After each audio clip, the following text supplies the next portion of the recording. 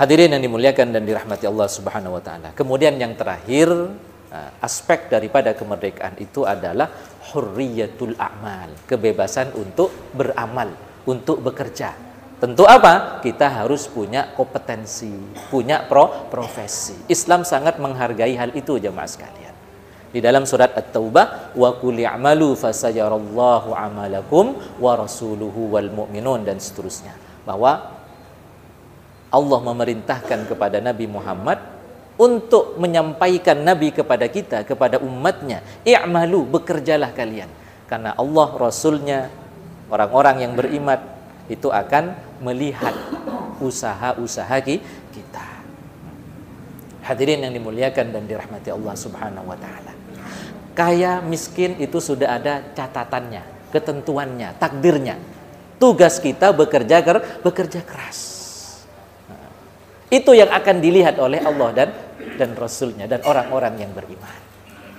Sebagaimana ada kisah jemaah sekalian, Sa'ad bin Rabi al-Ansari itu setelah panen kurma datang menemui Nabi, dan Nabi melihat tangannya melepuh sehabis panen. Karena Nabi tahu saat ini ada orang yang bekerja keras dan hasil bekerja kerasnya diinfakkan fi sabilillah, disedekahkan kepada fakir miskin dan seterusnya, ya. Nah, sebagiannya, ya. Maka kemudian apa? Nabi mengangkat tangan Sa'ad dan menunjukkan kepada para sahabat, ini adalah tangan yang tidak akan tersentuh api neraka. Itu yang akan dilihat oleh Allah dan Rasulnya. Apa? Semangat kita untuk berikhtiar, untuk berusaha, untuk bekerja. Memang kaya miskin itu sudah ada catatannya jemaah sekalian. Ada orang bekerja keras kaya, tapi juga ada orang bekerja keras ya begitu-begitu saja begitu. Ya, nah, itu jemaah sekalian. Ada seorang sahabat yang paling kaya, siapa namanya? Abdurrahman bin Auf. Ya. Nah, sampai-sampai beliau itu bosan, ya, dengan kekayaannya. Dalam catatan sejarah itu, beliau sampai minta kepada Allah supaya dijadikan orang miskin. Karena sering disindir oleh Nabi. Ingat kata Nabi, nah, orang yang kaya itu hisabnya lama, masuk surganya lama.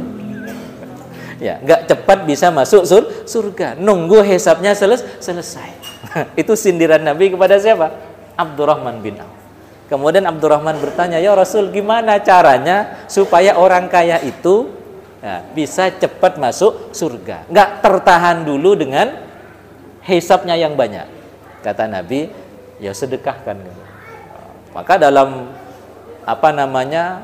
peperangan misalnya, Abdurrahman kadang sampai 50% kekayaannya itu disumbangkan begitu untuk jihad fisabilillah. Nah, pernah satu ketika ada kisah jemaah sekalian, ya. Abdurrahman bin Auf minta miskin kepada Allah. Ya.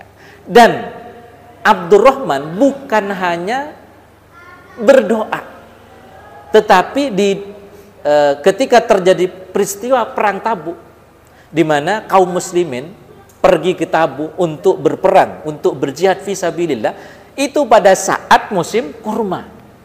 Sehingga setelah selesai perang, sampai di Madinah, kurma-kurma itu sudah pada membusuk jemaah sekalian. Sehingga Abdurrahman bin Auf lah, ini kesempatan saya menjadi miskin, gitu. Dengan cara apa? Abdurrahman borong tuh semua kurma para sahabat itu yang sudah busuk itu. Yang mungkin hektaran, ratusan, ribuan hektar, ya.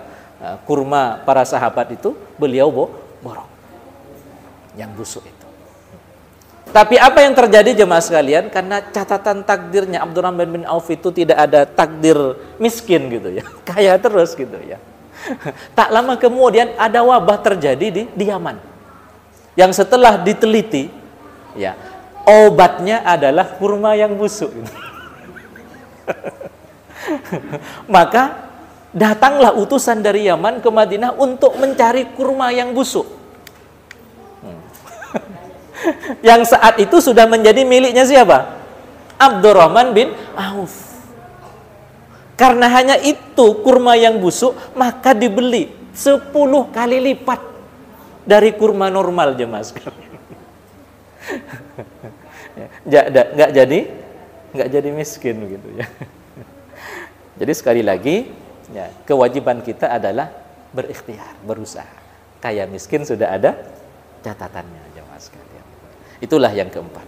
Nah, jadi hurriyatul a'mal, aspek kemerdekaan yang keempat itu kita punya kemerdekaan untuk bekerja.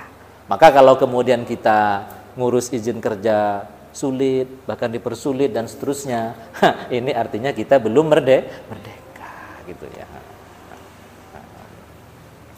Tapi enggak kan? Enggak salah gitu.